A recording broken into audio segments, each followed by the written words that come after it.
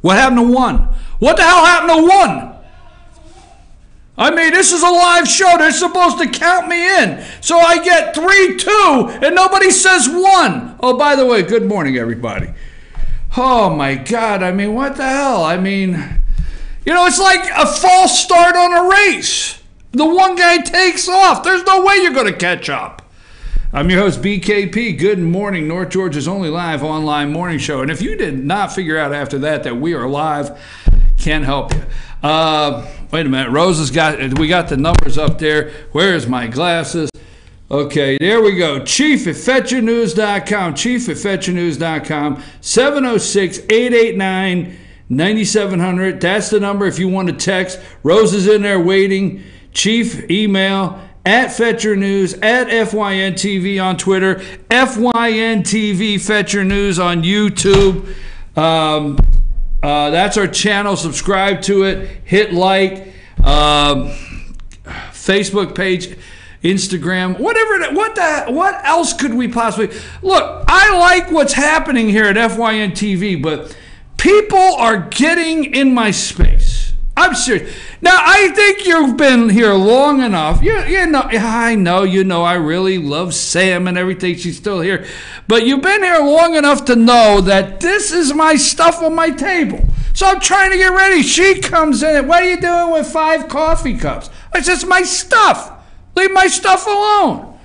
Oh, God. They tell me, just come in and do the show and then go home, please. Wait a minute. Let me see what I have. Let me see what I have here. What do I have? So I like this guy, Richie. He's okay. Richie, you there? Just checking. Let me do a mic check. You there? I'm here. All right, that's all I need to hear. Okay. I like this guy. He's okay. He's okay. He's okay. We're working with him. He's a good guy. He's coming out of the box strong. In my office, you know, I know Braves fans don't get all upset, but I'm a Yankee fan, okay? I'm a Yankee fan, old days, right? And so I'm a Yankee fan. On my office wall is a picture of the great catcher Thurman Munson, which we don't have time for the show to go into details. He was killed, plane crash, helicopter crash. He was a crash. But yeah, Thurman Munson's on the wall, great catcher. Richie comes in. The first thing he says, oh, Thurman Munson. I said, oh, okay. And then yesterday he brings in the 1927 New York Yankees. Okay. These are pretty good, Richie. These are pretty good, okay?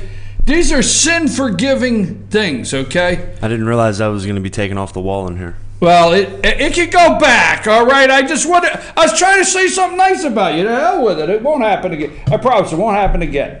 But no, Richie brought that in, 1927 Yankees. He's got it on the wall. Because of the break, we'll get it back in there. Great reminder to be great all the time, right? Exactly. Okay, you can take that down. Let's start with the hurricane. There's devastation in our Gulf states. I have always, we put up the Red Cross yesterday. Today we want to put up Samaritan's Purse. That's the website there. That's the contact. And that's www.samaritanspurse.org. Help those affected in Texas.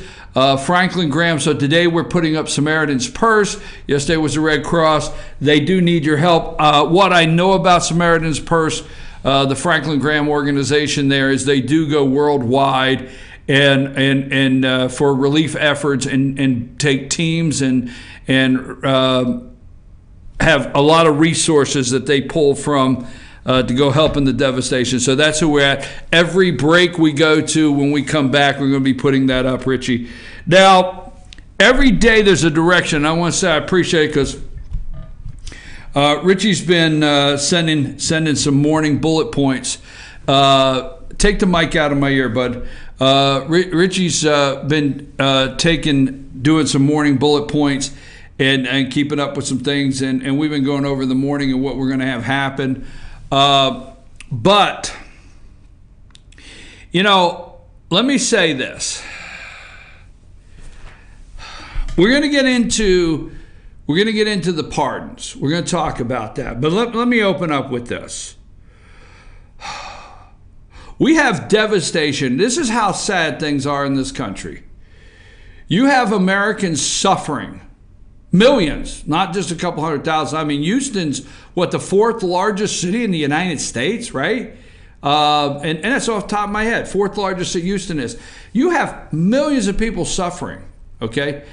I think we're up to 9 deaths, okay?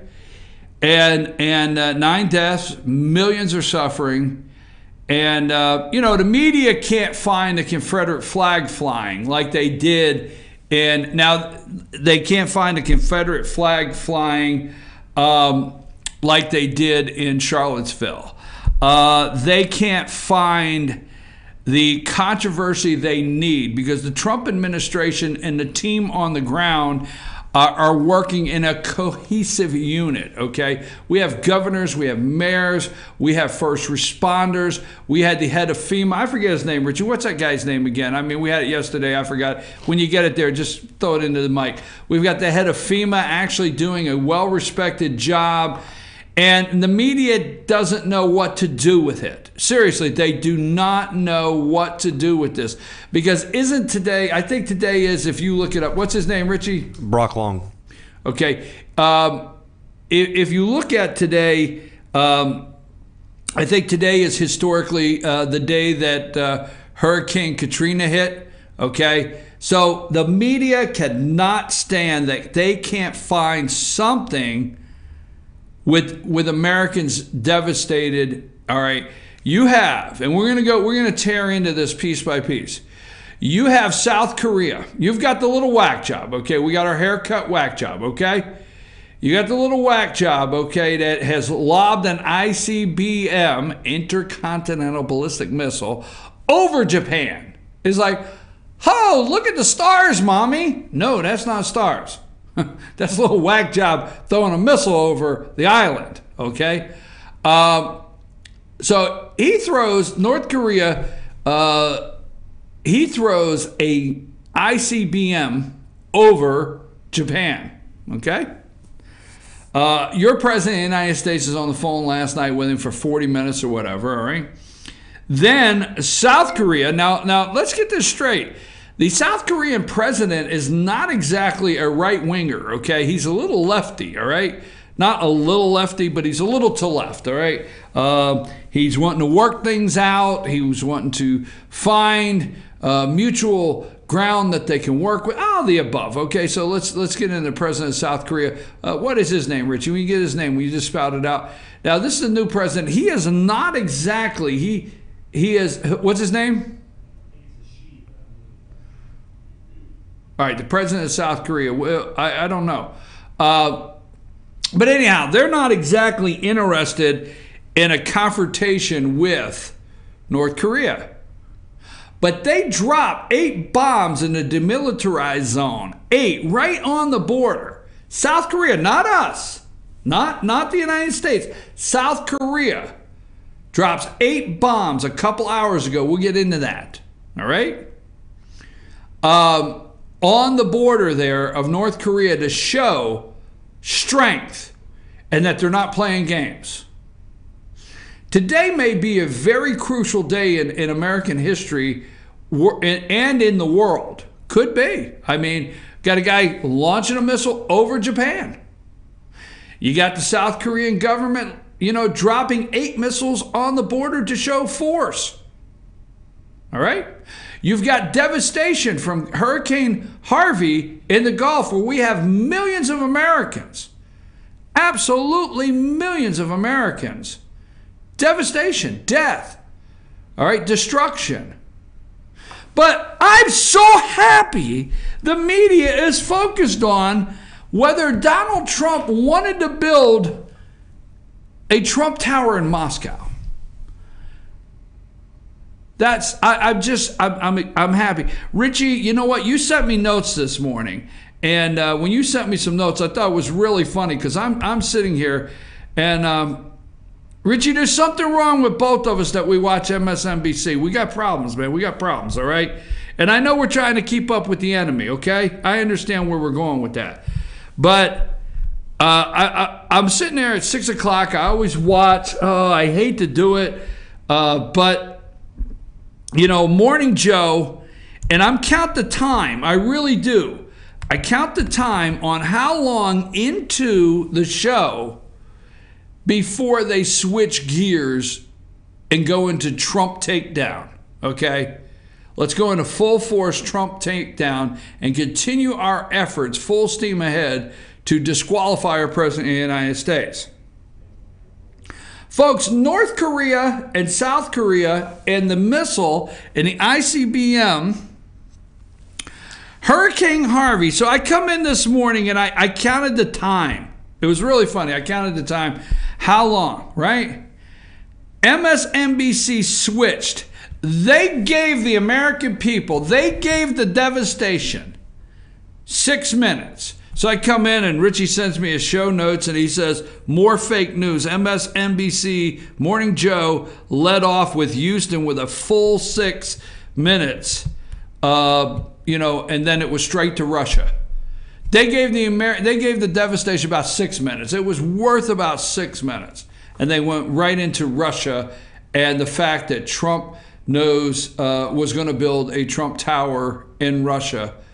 I think we should do some. I'm going to get not past this, but our thoughts and prayers go out to the Americans that are down there in the Gulf states that are trying to get through this devastation. What do you have? What do you have there, Richie? What am I looking at? What are you showing me?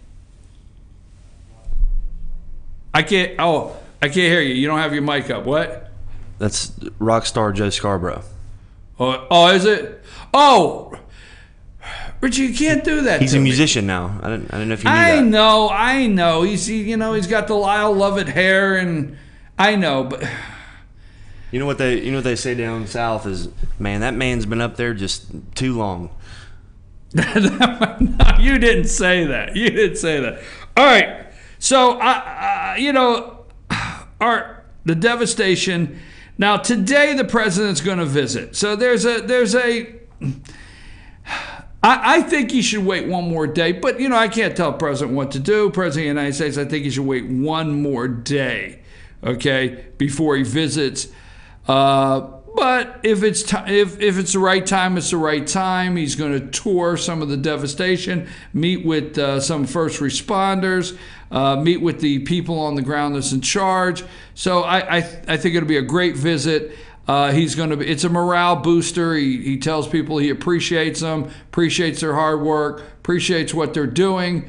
So I can't say enough about the president going down there. But I want you to watch the media today and find out what he's doing wrong. Now, I don't think he's going to do anything wrong myself, but watch the critique of what your president of the United States does wrong. Because let me tell you, there's millions of people in the United States that are not upset. And there's enough of them to re-elect Donald Trump president of the United States. So there's millions that are not upset that the toughest sheriff, Joe Arpaio, Sheriff Joe, was pardoned. People don't care, okay? People don't care it was Friday night, okay? It's a piece of paperwork. People don't care.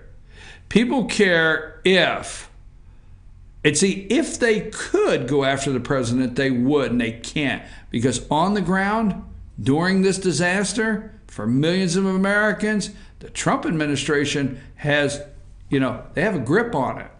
It's not the disaster coming out of the White House that they were hoping to report. Remember that. It's not the disaster coming out of the White House they were hoping to report.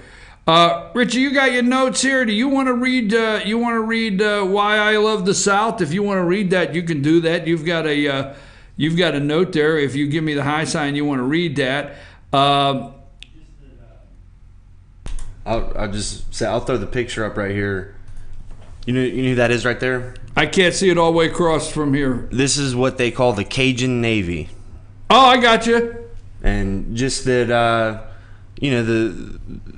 the Southern hospitality sense of, give you the shirt off your back, folks that are willing to help at their own expense. And it's just heartwarming to see. I mean, Literally, they showed up like a Navy. Have you been looking at all of the right social media? So they call this the Cajun Navy and the Texas Armada. Yeah. So have you been looking at all the social media posts of "This is America" and it's people helping people versus Charlottesville?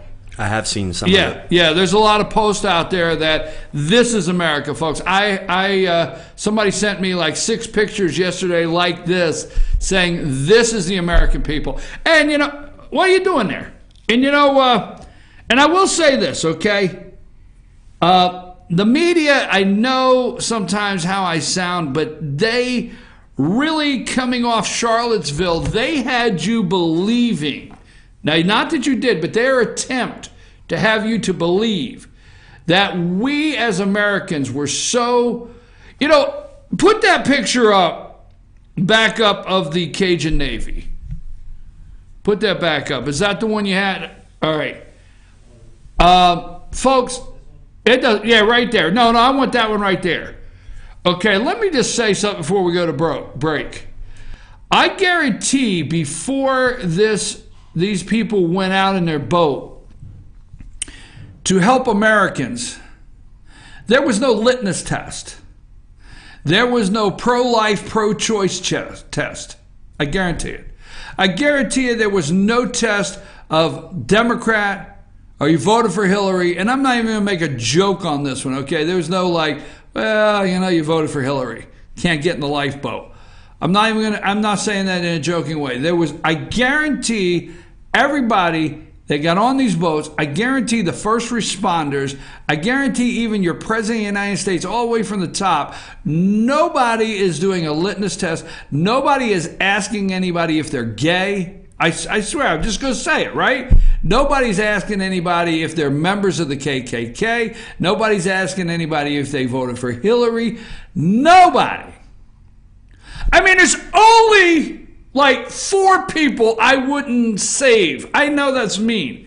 But like if my boat pulls up and George Soros is there, the hell with him. Okay? I'm just sorry. I had to throw that in. All right? But I will guarantee you right now. See, that's America. And they don't want you to see that because that goes against the game plan.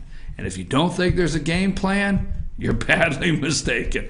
Everything about this devastation goes against the game plan. Okay? Because, see, that is not divide. And their game plan is divide and conquer. It's 8:18. It's a little early, but I'm going to go ahead and take the break because we're going to come back and I want to go through a couple pardons. Because the left's head is spinning off over Sheriff Joe. It's not spinning off over the devastation in they are at least opening up CNN. Some of them are at least opening up and giving the American people 4 or 5 minutes of airtime. You know what I mean? Go ahead, Richie. What you got? Oh, we found out that CNN does have a weatherman. Oh, they do? Yeah, all these Russian specialists, but now there's weathermen there. That's pretty good to know. That was good. I like that. Okay. So they have the whole weather team now, right? It's switched from Russian investigators to. I think they've been looking for the plane still, the missing plane. So they finally gave up on that to cover the hurricane. So anyhow, we're going to come back because we have. We want to thank CNN and NBC and all of them for giving their whole 5 minutes of coverage to the devastation in America and not cutting away to go after, whether Donald Trump was going to build a McDonald's in Moscow or whether, the little whack job is launching a missile over Japan or South Korea is dropping 8 on the border to show force. No. We can understand you bypassing all of that because this is America. Okay, and we wish our fellow Americans well down there as they're going through this devastation. We'll come back and talk about some pardons. Richie, let's take a break. I'm your host, BKP. Good morning from the office. Take a break, Richie.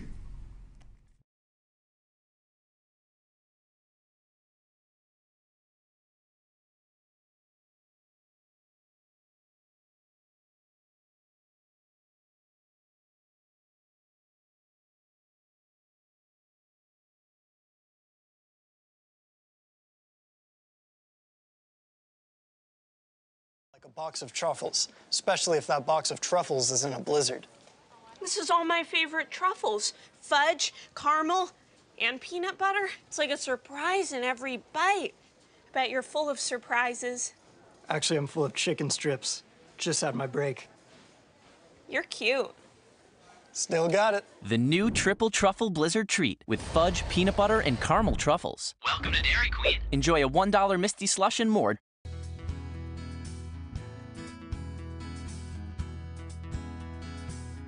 Hello, my name is Chad Watkins. I'm the manager at Larry's Body Shop. We are a family-owned and operated business and have been serving the North Georgia area since 1978. We are located at 1216 Progress Road in LOJ, Georgia. Our shop specializes in collision repair and we work with all major insurance companies. Larry's Body Shop is ICAR Gold, the highest role of training recognized by the collision repair industry. It is estimated that only 10% of collision shops meet these standards. Our shop consists of state-of-the-art equipment such as laser measurement system, down-drive spray booth, spot and MIG welding equipment. All of our paints are mixed on site so that we can guarantee your paint to match every time. I know that having an accident can be a stressful event. We take pride in making sure our customers are satisfied with the repair of their vehicles. Our waiting area is clean and comfortable with free Wi-Fi and refreshing beverages. So if you're in an accident, stop by and see us at Larry's Body Shop. North Georgia Diamond is your source for diamonds. Come on in to view the area's largest selection of fine jewelry at North Georgia Diamond. All repairs and designs are done on site by our jewelers. And North Georgia Diamond has the lowest prices on loose diamonds. You can also sell your gold, silver, and coins at North Georgia Diamond between Walmart and Lowe's in East LJ. Locally owned by Bill and Allison Craig, North Georgia Diamond is your source for diamonds in North Georgia.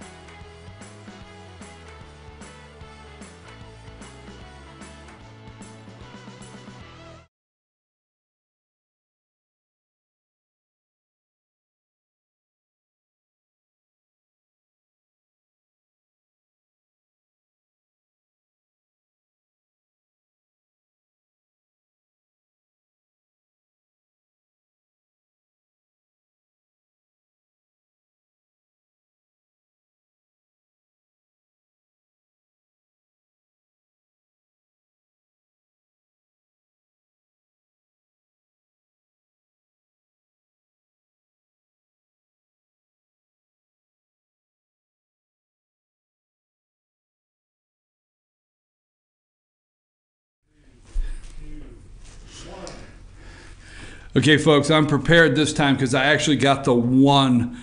I know on a countdown. I mean, how the hell does a rocket leave if they don't get one? How the heck do you start a race if you don't get one? I mean, you got to get, it's the way it works. I'm your host, BKP. Good morning from the office. We're North Georgia's only live online morning show, the voice of rural America. If you want to get involved in the show, Rose is responding to your tweets, responding to your Facebook messages, and she's sending those to me. So if you want to get involved in anything we're talking about, what do you think about how things are going? Is that mic on? I can hear you. You got it. I hate to say, but you got to remember the mic, okay? Because there you go. Thank you. Control room, got the mic in my ear. It's, as you well know, I have a struggle enough already concentrating. So you want to get in touch with us, chief@fetchernews.com, 706-889-9700, or at Fetcher News, at FYNTV. Don't forget to follow us on our YouTube channel, FYNTV, Fetch Your News, and also our Facebook page. And Rose is over there waiting to respond to. And you know another thing, Rose handles the marketing to where if you want her department to handle marketing for you and your company, you can get in touch with us. I mean, social media marketing, whatever. We'll be glad to help. I know she will. She's probably sitting over there. Yeah, that's all you need to do is keep getting me more things to do. But she does an outstanding job. And if you would like for her to handle your marketing needs, social media, I mean, that's where the world is, right? We're all online somewhere. I got a great social media story, like a Facebook, I'll tell you one day. All right, before we get going, I'm all over the board, but I got to tell you, we had, last night, I had the opportunity to sit down, the Union Panthers football guys, players there, a couple players there, Coach Brian Allison, and offensive coordinator Coach McCombs, right, Richie, Coach McCombs, had an opportunity to sit down with them. We have a show on Monday night now at 7 o'clock. It's called Panthers Playback, okay? And the Panther Playback, Monday night at 7 on FYN TV. We got a chance to talk to them. It's our first season there, and I'm getting used to the guys and getting to know them. I appreciate Coach Allison coming over. We got a lot of positive messages from people out there about the show. And also what I'd like to say is, the Cole. What's Cole's last name, right? Cole Wright? Okay. I have been waiting for that quarterback for a year to get him to where I looked right at him and asked him if he remembered running me over. Remember that, Richie? I set him up. I was like, he ran me clear over on the sideline one night. He helped me up, but I put him on the spot last night. Great kid though. I tell you, it was a lot of fun, wasn't it, Richie? A lot of fun with those guys. Now tonight is Gilmer Bobcat Turf Talk, and let's just call it what it is. Gilmer's in a rebuilding year, and they've got a new head coach. Now he was the head coach last year, Casey Wingard, for half of the season. So just stepped in and had to take the reins and go with it. But this year is his first true year as a head coach. He's trying to rebuild that Gilmer Bobcat program. I think he's an outstanding coach. I think he's an outstanding guy. And I think given the time, they'll be very proud of what he's doing. So I just want to say a lot about Casey Wingard. But that's tonight at 7 o'clock. And we do those shows at Circuit World. That's tonight at 7 o'clock on FYN TV, Gilmer Bobcat Turf Talk. Now, Wednesday and Thursday, there will be no show because Fannin Rebels were off last week. They had a bye week, and so did the Pickens Dragons. And then next week is when we settle in, and it's Monday, Tuesday, Wednesday, Thursday at 7 o'clock. You can catch all of our sports shows on FYNTV.com. And Rose has those all tweeting out. You got all those tweeting out? Rose, are you paying attention? Are you paying attention? Well, give me the I'm paying attention look. There you go. That's the look I was looking for. She said, what do you want from me? I just want the look. Like, I'm paying attention. That's it. That's perfect. My God, what the hell? I don't ask that much. I mean, I just ask if you want. I tell people. I say, listen, you know what? Look busy. I mean, you've got professional people that don't do a damn thing but know how to look busy, right? I mean, sorry, but you got people you go down the office, you got the, pass by the door. Oh, you got people that look. Give me the look of paying attention. That's all I ask for. I mean, she has 2 cell phones, a laptop pulled up, and 2 legal pads. Yeah, what's that got to do with anything? I don't know. She looks pretty busy to me. No, it's not busy. Pay attention. All right, so anyhow, Rose, as she's paying attention, I don't even know why I got off on that. So Rose is paying attention to everything, as we now know, and she is in the booth there keeping up with our social. Oh, here's what I was to say last night. I'm going to get to things, folks. I know you think, well, oh, my God, it's one of those days he's never going to get to anything. Because I get to the messages. But, I'm looking at Coach Allison, and I'm not going to give you my age, all right? I'm not going to do it. But, you know what I'm saying. So I look at Coach Allison, and I said, Coach, at my age, I never thought I would say, follow me on Twitter. Follow me anywhere. but on Twitter. And I say that, and I say, it's like, what does Cedric say? Cedric the Entertainer? I'm a grown-ass man. And here I am saying, follow me on Twitter. Like, oh, all right, I got to get focused. Okay, we have, and let's start. The left's head is spinning off over Joe Arpaio's, pardon, President Donald Trump pardoning Sheriff Joe. So let me say this, okay? Let's start with this, all right? It wasn't the last day of his presidency. So let's put that into perspective, okay? It wasn't, I'm getting out of town, getting the hell out of town. It wasn't, I don't have the cojones to show up for work the next day, okay? I just said it like that. I'm being nice, but, it's not like, hey, I got to go in the morning of. You see, on January 20th, on the day of inauguration, your president is president of the United States until the next president is sworn in by the Chief Justice of the Supreme Court. Period. It's a transfer of power. We enjoy it. We like it. You hated it with Trump. I understand. All right. But anyhow, it's one of the greatest things you get to watch, no matter who gets elected. Oh, my God, where's the nitro? I just had a flash of Hillary being up there with her right hand held up and her left hand on something. So anyhow, but it's not like Trump went into the Oval Office on his last day of being president of the United States and signed and said Sheriff Joe, and then he got on Marine One, that's the one from the White House grounds, and flew over to Andrews Air Force Base and got on his final trip to Trump Tower. That's not what happened. Trump did this and showed up the next day for work. He had the nerve. So let's go with Marc Rich. Put Marc Rich up there. You got Mark's picture? Okay. Where's it at? Because you split screen and I can't see the screen. I understand we got to get some flow going, but I can't see anything on my screen. And why the hell you got half my screen with something else? What the hell? My God. All right, anyhow. Bill, when you pull over and work, when you do a pullover, you're actually pulling it over on my screen. And I can't see myself. You understand what that's like? I can't see myself. Just saying. There you go. That's much better. Okay, Bill Clinton pardons this, a fugitive, Marc Rich.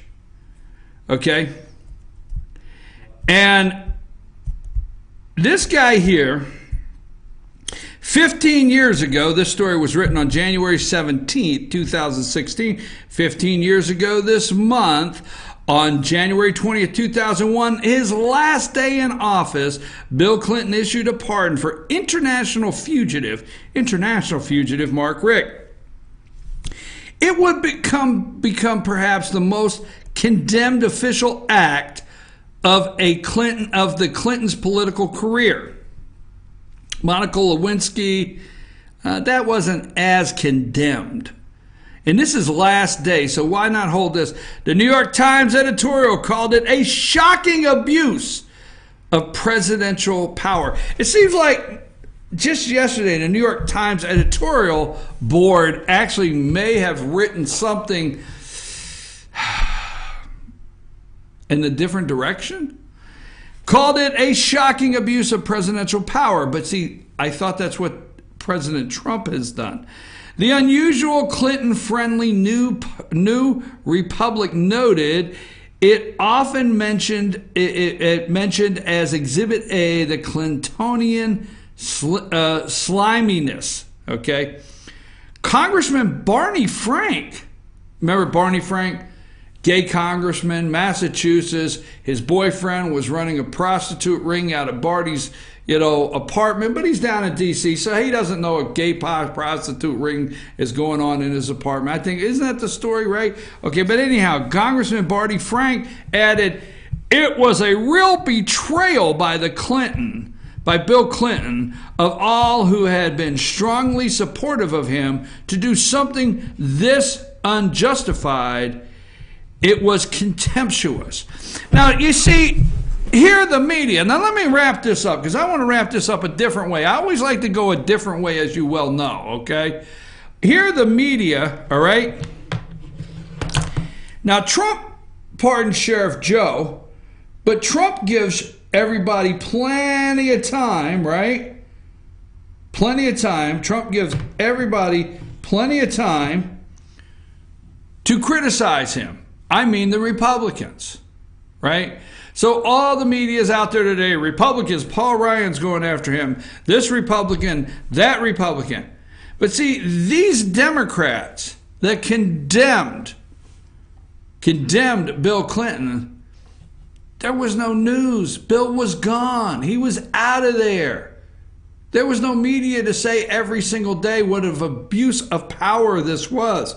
Marc Rich was wanted for a list of charges going back decades. He had traded illegally with American enemies, including the Ayatollah Khomeini, Iran, where he bought about $200 million worth of oil, while revolutionary allies with the Khomeini held 53 American hostages in 1979. So this guy did $200 million worth of business, okay, while 53 American hostages. Now, wait a minute. Now, let me ask you a question. Now, first of all, Richie has no idea what I'm talking about. He understands it. He can read history. He has the great power of Google, okay? Okay? He has the great power of Google. Rose the same way. Good for them. But your host here remembers the nightly news, day 101 of the American hostage crisis in Iran. I remember that. I remember every night the days. Every night. I do. I know I'm too young. You look awful young for that, but I do. Okay? I remember every single night it came up. I remember the blindfolds around our people as they were marched. I remember that very well. This sickened me then. It sickens me now. $200 million worth of oil while our 53 hostages were held.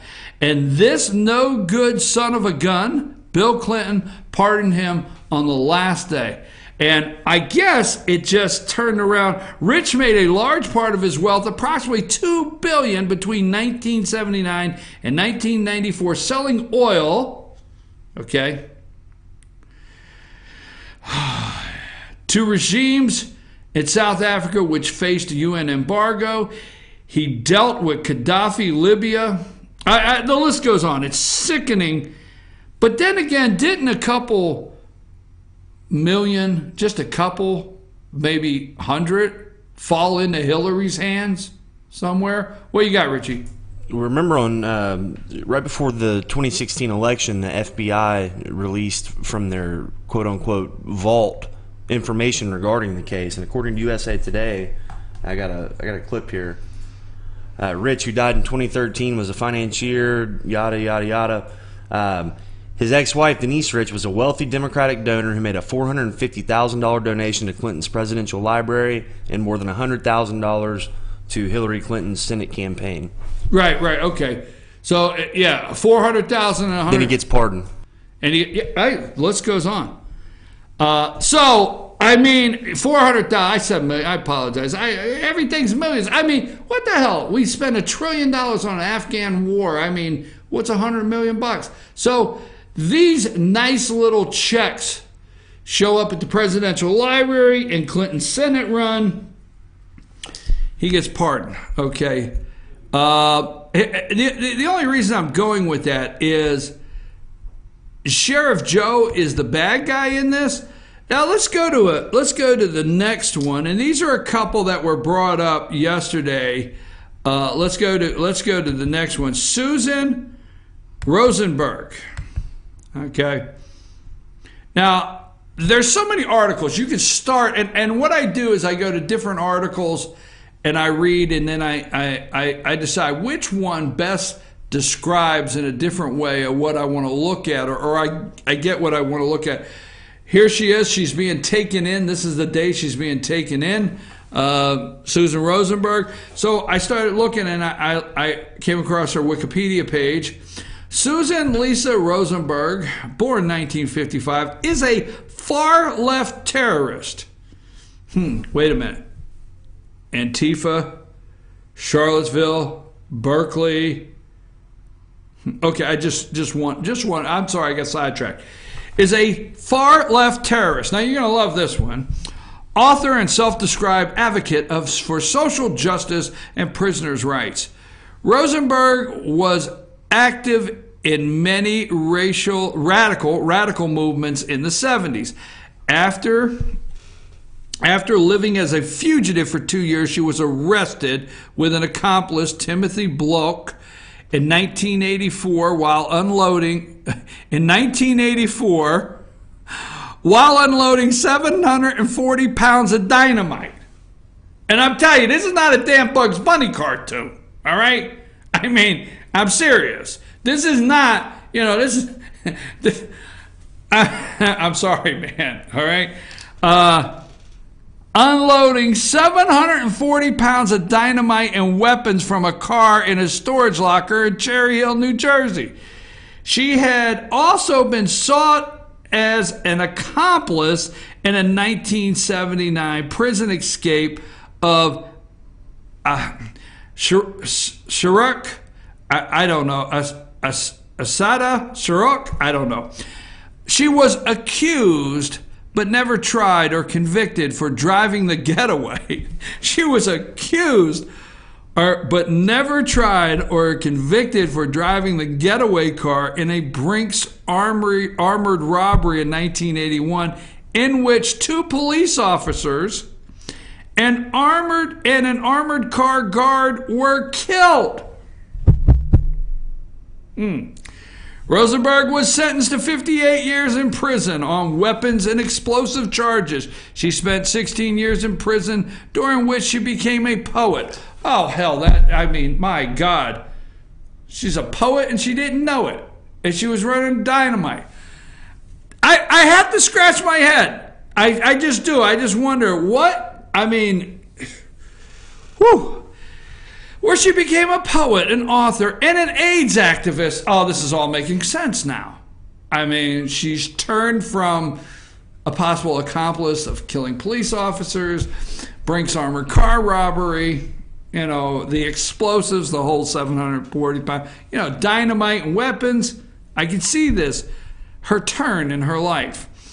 Her sentence was commuted by President Bill Clinton on January 20th, 2001, his final day of office.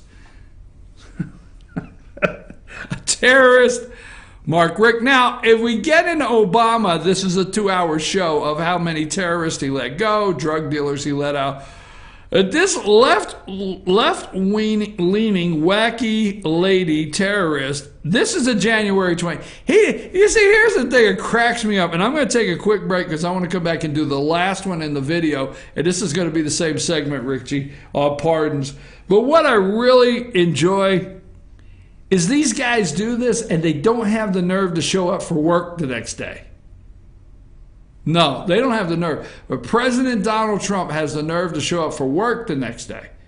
Or maybe 3.5 years almost. And he gets it done. But these guys, what if Bill Clinton would have done this a month before that second election when he was running against, who was that? Was that Bob Dole he was running against in the second election? Bob Dole. Yeah, Bob Dole and Kemp, right? I was like, the one thing I got out of the Bob Dole campaign, he would always say, you know it, I know it, and the American people know it. I love that one, Bob Dole and Kemp. We don't, moderate Republicans though, they have trouble.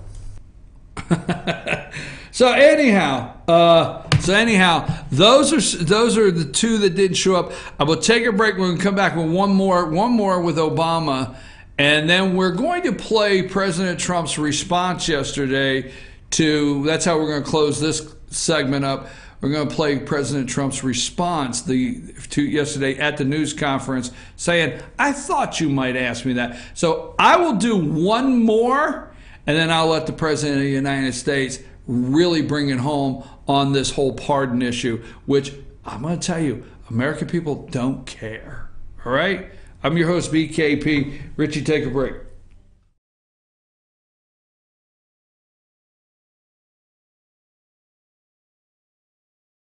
Out of an old barn in Mineral Bluff. Little did he know that he had just laid the groundwork for the most trusted names in automotive services in the Blue Ridge area. In 1997, Nicholson Tire Center became what it is today, holding the same values of faith, family, and great customer service. 2 locations to serve you, and the Blue Ridge location is currently expanding to offer fast service and the largest U-Haul provider in Georgia. Nicholson Tire Center, Blue Ridge, and Mineral Bluff.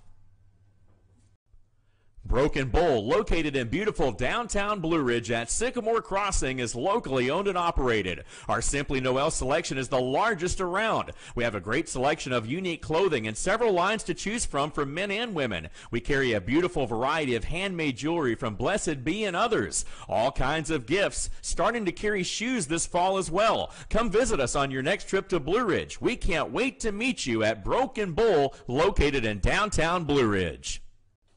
Papa's Pizza to Go in downtown Blue Ridge is the best in the area all-you-can-eat buffet. Call ahead or order online now at papaspizzatogo.com. Use our convenient pickup window for the best in pizza, subs, wings, breadsticks, salads, and more. And be sure to check out our lively game room. We serve lunch and dinner, catering available, take out or dine in. Papa's Pizza to Go in Blue Ridge, proud sponsors of the Fannin County Rebels.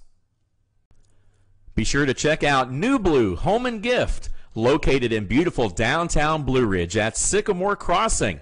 Find us on Twitter at New Blue Home. Everything beautiful for your home or a special gift can be found at New Blue Home and Gift. Call us today at 706-455-3873 or visit us at 531 East Main Street, Suite 103 in downtown Blue Ridge. Kinty Artesian Silver and Gifts, the Peruvian shop, located in beautiful downtown Blue Ridge at Sycamore Crossing. Fine sterling silver, luxurious baby alpaca, and exotic woods. A beautiful selection of exquisitely crafted gifts for all of your special occasions. Visit our website, artesiansilvergifts.com, or follow us on Twitter at artesiansilvergifts. Kinty Artesian Silver and Gifts, the Peruvian shop in downtown Blue Ridge. The Tupelo Tea Mission is to provide over 80 premium tea blends for tea lovers who are looking for ways to explore new flavors and blends. Come visit Tupelo Tea, located in beautiful downtown Blue Ridge at Sycamore Crossing. Be sure to sample our various varieties of honey and tea. Visit us on the web at tupelotea.com or call us at 706-946-TEAS. That's TEAS. Tupelo Tea, located in beautiful downtown Blue Ridge.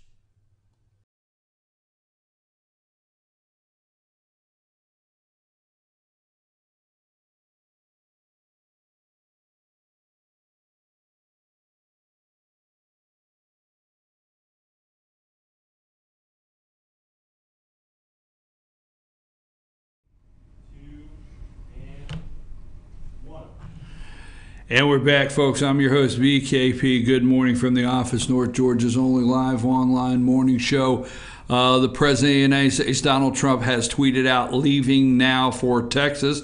That was 38 minutes ago. So as we talked earlier today, the President is on his way to Texas, and we will find out later from the media how they spin all his errors.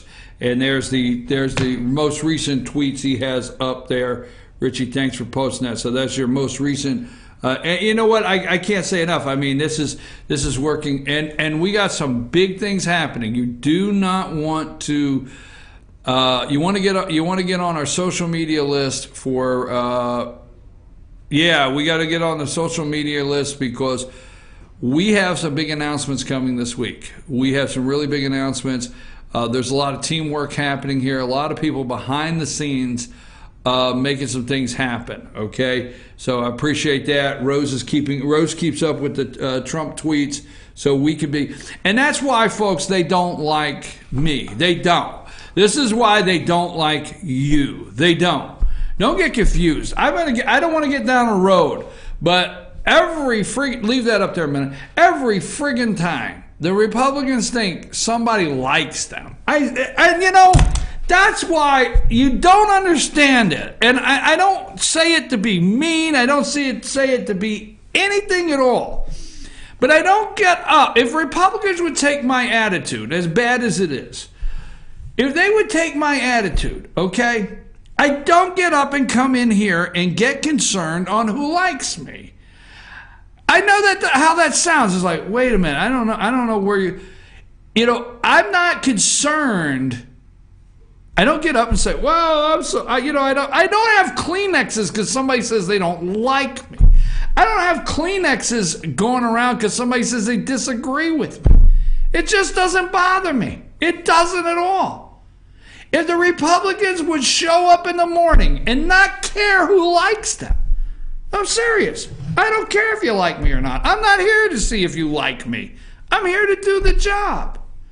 So every time, how the hell did I get sidetracked? But every time the Republicans think somebody likes them in the media, I mean, my God, they have every weapon. They have everything necessary. There's not one thing the Republicans do not have that will stop them and keep them from following through with every promise they've made the American people. Nothing. So we'll move on. That's our social media. Let me get back to that. Chief at FetcherNews.com, 706-889-9700. Follow us at Fetcher News or at FYNTV. You don't want to miss. We're going to have something probably about Thursday coming out. It'll be Thursday, Friday, Saturday, and Sunday. It's going to be real explosive. We're going to blow it up over the holiday because we won't be here Monday. And next week, Tuesday morning, there's going to be some big things happening here. You don't want to miss it. You want to get on our Facebook page. Rose is going to be sending out some stuff. A lot of things happening. Let's see, where was I at? Okay. Media with Joe Arpaio. Yeah, let's go there. Okay, now one more, okay? So we talked about Marc Rich, Marc Rich. Yeah, not the former Georgia football coach. I know. I caught that really quick. Marc Rich, okay. Well, he did go somewhere. Where did he go? He went to Miami. The U, baby. All right. But anyhow, Marc Rich, we talked about him, and it was okay for Bill Clinton. He didn't have to show up for work the next day. He got to sleep in with however many bimbos he wanted to. Nobody was going to bother him. Nobody was going to give him a hard time. He didn't have to pretend like he even liked Hillary on January 21st. What was that like? To not have to, he had to walk down. George W. Bush just kicked, the hanging Chad ass. I mean, that's like a prize fight, right? So you got the hanging Chad, and you got the Supreme Court validated the Secretary of State of Florida. God, I like this stuff too much. So anyhow, it made Al Gore, he became polar bear queasy. And then, so you got George W. Bush about to take the oath. Clinton this is the last time for a while he has to really walk down with Hillary, look like he likes Hillary, looks like he wants to sit next to Hillary. So here's Clinton. The next day he doesn't have to show up for work or look like he likes Hillary or anything. So he pardons Marc Rich, which, we all watched, our hostages, 53, well, this guy's making millions, hundreds of millions of dollars. Then just a dirty slime ball, pardon him. Then we watch on the same day, January 20th, he pardons, Rosenberg, all right? A terrorist. Now, Obama, we're going to let the President of the United States give you those lists. He's going to go that. So now we have Chelsea Manning. Give me Chelsea number 1. There should be 2 pictures. This is Chelsea number 1. And you know what, Richie? I didn't even prepare you for this, but I think you got this. What did Chelsea do? Can you remember what Chelsea was convicted for? Well, on screen right now is the artist formerly known as Bradley Manning, and he... Wait a minute. No, not the artist. Just like Prince, right? I'm sorry. I read Chelsea. I'm sorry. All right, Brad. Wait. I want to rewind just a little. Okay, so this is Bradley Manning. Now go with that. Bradley Manning leaked, thousands of documents to WikiLeaks that... classified information. Classified information that he thought would be doing a favor, getting information out there that, there were misdoings over there. But really what it did is it blew the cover of a lot of people, and a lot of folks think that it got people killed, frankly.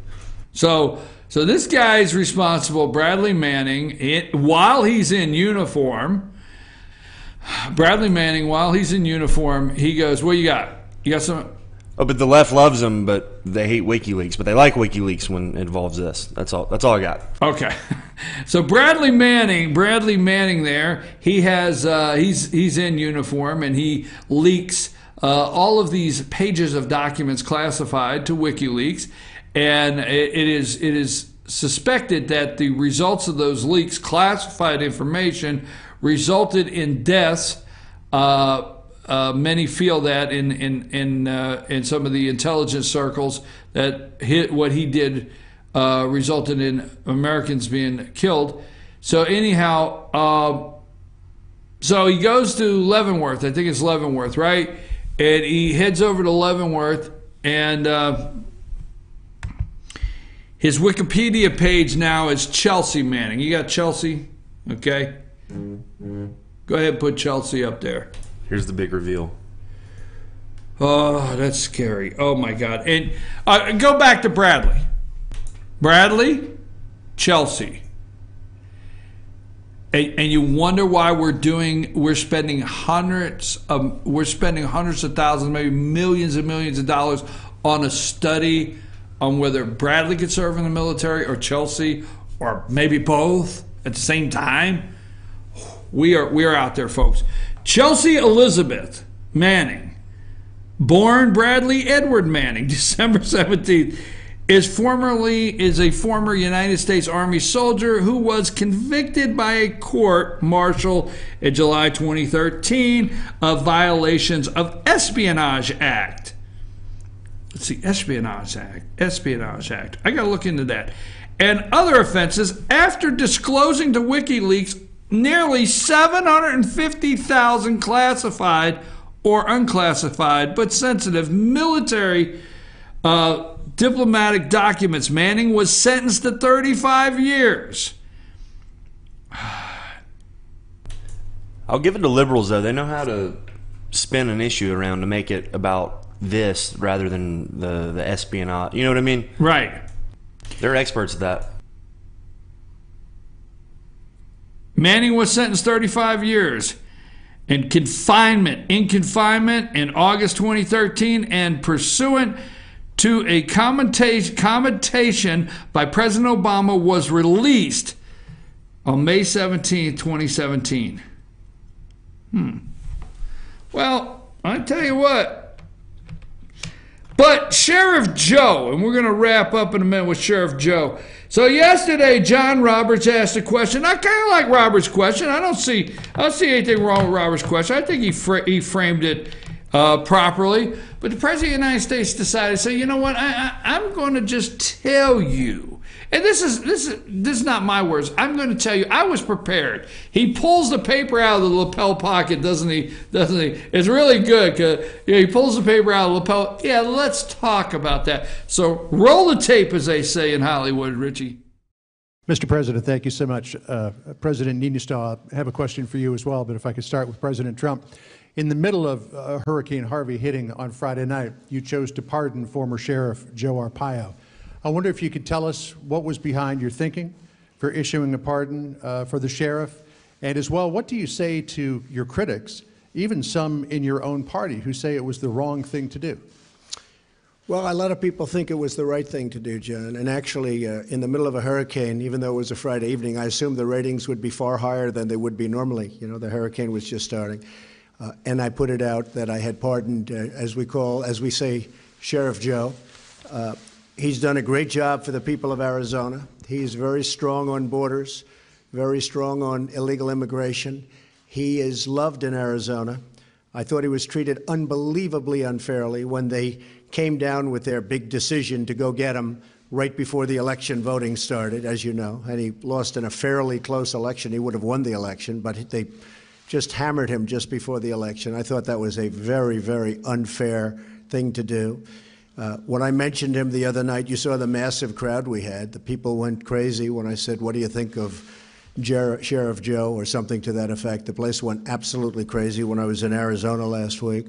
And as far as pardons are concerned, I actually did this just before the meeting because I assumed that somebody would ask me the question. I didn't know it would be you, as you can attest. You didn't even know you were going to be called. But I thought I would. And, you know, Sheriff Joe is a great veteran of the military, great law enforcement person, somebody that's won many, many elections in the state of Arizona.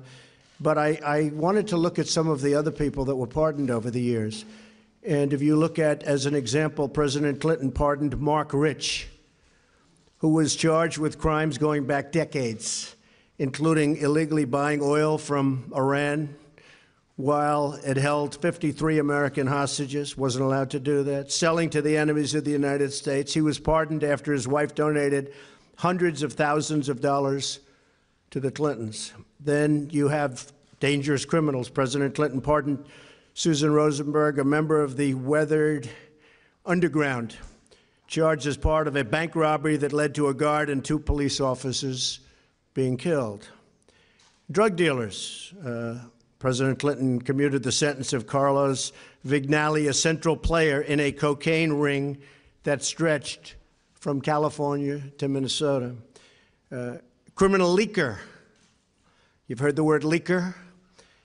President Obama commuted the sentence of Chelsea Manning, who leaked countless sensitive and classified documents to WikiLeaks, perhaps and others, but horrible, horrible thing that he did, commuted the sentence, and perhaps pardoned. President Obama commuted the sentence of Oscar Lopez Rivera, who was charged as part of a violent independence group from Puerto Rico responsible for 28 Chicago area bombings and many deaths in the 1970s and 1980s. Sheriff Joe is a patriot. Sheriff Joe loves our country. Sheriff Joe protected our borders. And Sheriff Joe was very unfairly treated by the Obama administration, especially right before an election that he would have won. So, and he was elected many times. So I stand by my pardon of Sheriff Joe, and I think the people of Arizona who really know him best would agree with me. Thank you very much. You know, that's one of those drop the mic moments. Yeah, what else do you say? Now, the media, I want to clear this up. I don't know if anybody else has said this, but their heads are spinning off because he said he knew there would be great ratings. All right, so the barnacle, right? Barnacle, which, you know, I would say, what the hell is a barnacle? Well, that's how he is. He's always looking for ratings. No, he's not, folks. What he wanted to do, whether you like this or not, this is just, I have not read this in an article anywhere. I have no idea. I just look at him and I could tell where he's coming from. He knew there would be great ratings. Translated is, I wasn't trying to hide this. I wasn't trying to hide this. I wasn't trying to bury this in a Friday dump. I wasn't trying to, you know, get on Marine One and, you know, skirt over to Bedminster, New Jersey or to Florida. You know, I wasn't trying to do that or get out to Camp David. And I dropped this at 7 o'clock Friday night. In the old days, oh God, the old days. In the old days, that's when men were men. I'm sorry. I can't help it when I do a Chelsea Manning story. I know. Hey, look, just the fact I'm white, just the fact I'm male, just the fact I was born in this country, just all those facts alone, I'm a racist. Get over it. Strike one, I'm privileged. I'm white privileged. Get over it. So anyhow, Where was I at? So, anyhow, in the old days, they would dump these documents and this news at 7 o'clock because you had your 6 o'clock news, right? And, you had Peter Jennings, and you even go further back than that, you had Walter Cronkite, whatever, right? So you dumped it at 7 because the nightly news has run. It's Friday, and people are getting out to go to a picnic out at the state park on Saturday, right? Nobody's going to find out. Monday is going to be boring, and it's going to be old. Point is, the great ratings, folks, by Donald Trump meant I was not in fear of anybody finding out. I knew when I did this, everybody would know about it. I wanted to get it out in the open. That's my opinion. They went after him before an election.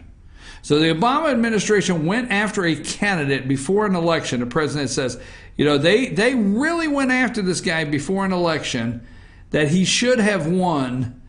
And we have our own Justice Department and Obama administration, and you got your Holder, your Loretta Lynch, you got the whole mess there, right? Did we go after somebody during an election? Our government? Interesting. You've got the weathered underground. You've got drug rings. I will say this. I'm not trying to be a comedian or anything, but I can't take leakers. Every time I hear leakers, I really think the Pens should capitalize on this. I really do. I think they should do a commercial. No leakers here. Sorry, I know that was probably, like off color as they call it. Now you can't use off color anymore. What can't you use? Get me a list of things you can't say anymore. Oscar, he was, involved in 28 bombings. Sheriff Joe is a patriot, loves his country, protected our borders, and I stand behind my pardon. So, in honor of Sheriff Joe, once again, I'm wearing my pink underwear. Do I have pink underwear? Yes. I got pink underwear. I put them in with a red shirt. There you go. I will take a brief break. Richie, you got anything to close that out? You got something you were hanging on to you want to say? I'm done with this pardon. I'm okay with it. The American people are okay with it. Nobody's upset with it. It will not hurt his ratings. It will increase. It will increase. His supporters will be increased tenfold. To me, everybody's okay with it. You think everybody's okay with it? Even if they're not, it's just like Scooter Libby was with Bush. It's just going to go away because there's no real challenge you can make here. It's his prerogative. He can do it. And he's accountable to the voters. That's how we do it. There you go. Okay, I'm going to take a brief break, and that's the end of this segment. Let's come back. Let's look at North Korea. Let's look at South Korea. And I guess we have to bring up how, Trump was going to try to build a Trump Tower in Moscow. And then you walk out and go across the street to McDonald's, and let's get into that. Hey, before we go, Rich, you put up the Samaritan's Purse. Today we're highlighting, if you would like to help out, we're highlighting www.samaritanspurse.org there. That's .org. Help those affected in Texas. Samaritan's Purse has they are putting together tractor trailer loads of stuff now to get down there, supplies and so forth, to help out. They're putting teams of people to go down. Great organization. Yesterday we did the Red Cross. Today, Samaritan's Purse, and that is the Cajun Navy there, and that's America, not Charlottesville, Virginia, because you see, media is looking for a Confederate flag in Houston or a statue to tear down. I'm your host. We'll be back right after these messages.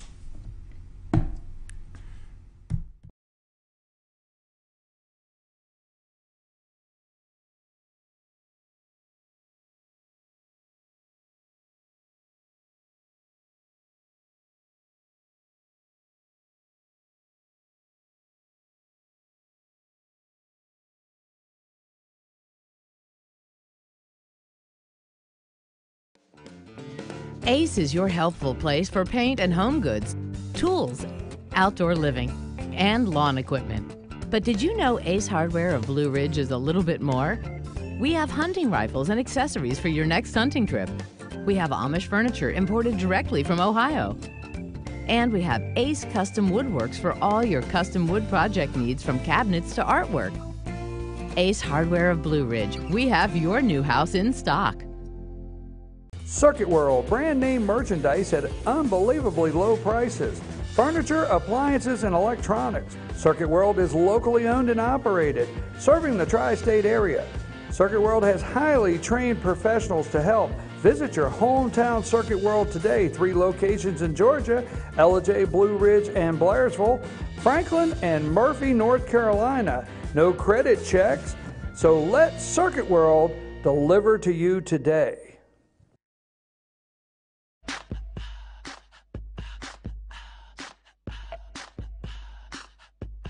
What you gonna do with all that junk?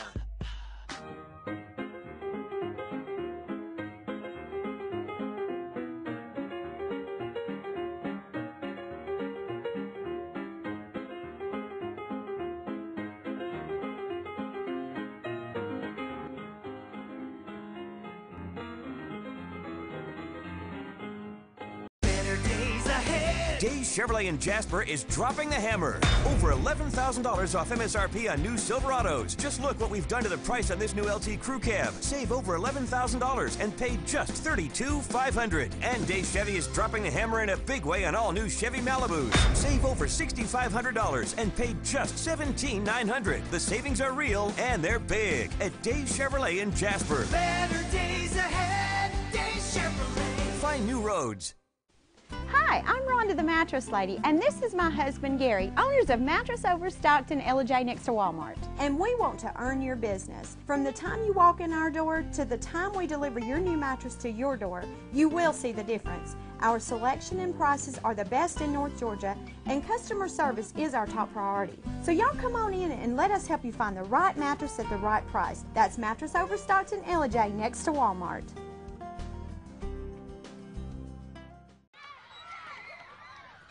All I do is win, win, win, no matter what. Got money on my mind, I can never get enough. And every time I step up in the building, everybody hands go up. And they stay there, and they say yeah, and they stay there. Cause all I do is win, win, win. And if you going in, put your hands in the air, make them stay there. All I do is win. In 1981, Reed Nicholson began selling tires out of an old barn in Mineral Bluff. Little did he know that he had just laid the groundwork for the most trusted names in automotive services in the Blue Ridge area. In 1997, Nicholson Tire Center became what it is today, holding the same values of faith, family, and great customer service.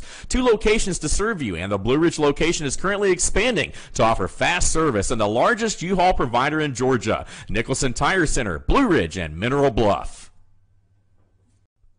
Broken Bull, located in beautiful downtown Blue Ridge at Sycamore Crossing, is locally owned and operated. Our Simply Noel selection is the largest around. We have a great selection of unique clothing and several lines to choose from for men and women. We carry a beautiful variety of handmade jewelry from Blessed Be and others. All kinds of gifts, starting to carry shoes this fall as well. Come visit us on your next trip to Blue Ridge. We can't wait to meet you at Broken Bull, located in downtown Blue Ridge.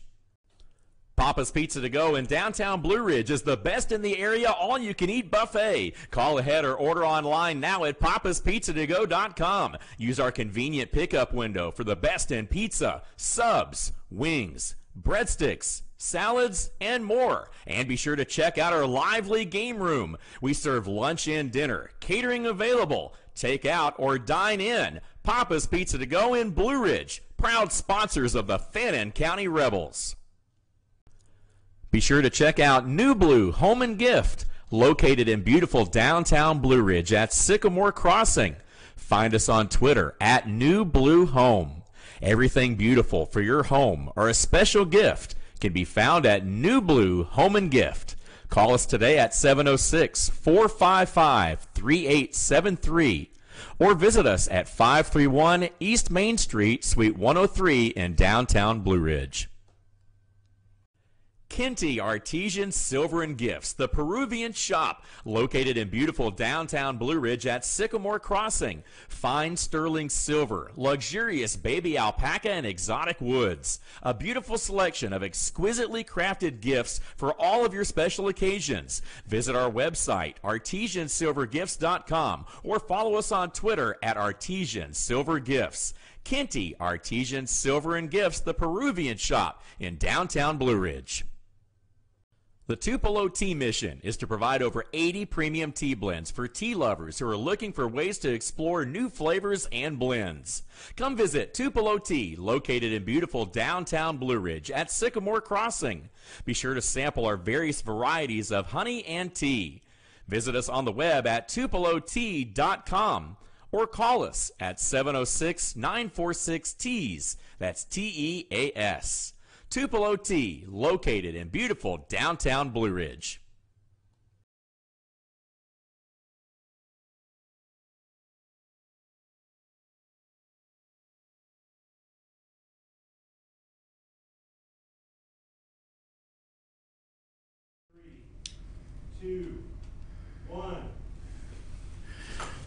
And we're back. I'm your host, BKP.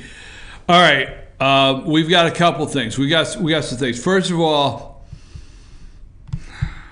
we're going to work on countdown. It's stressing me out. Here's all the ways you can get in touch with us. Right here. Okay, don't say you can't find us. Don't say you don't know how to send us messages. That's a 24/7 phone number. That is an email that we're always watching, and just like that, Rose will respond and at Fetcher News. Now, Rose, give me that I'm paying attention look. You remember we discussed that? That's it. That's the one I'm looking for. Okay, so pay attention, Rose. Now, folks, we need to take just a minute. We have the All-Star panel on Friday. So, I don't know where Rick and Bruce will be for a couple weeks, but I do know we're going to have new viewers in Germany. Okay, so and Jane, one of our All-Star panel regulars, she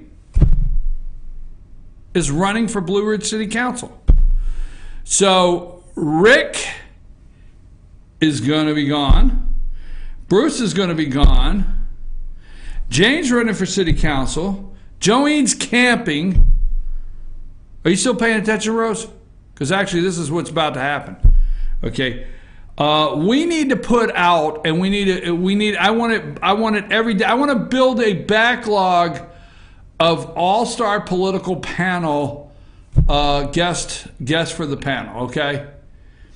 Now, I don't think I want you to put this on social media, and I know this is totally wrong, but dumbass need not apply. Is that wrong? Put that in the ad?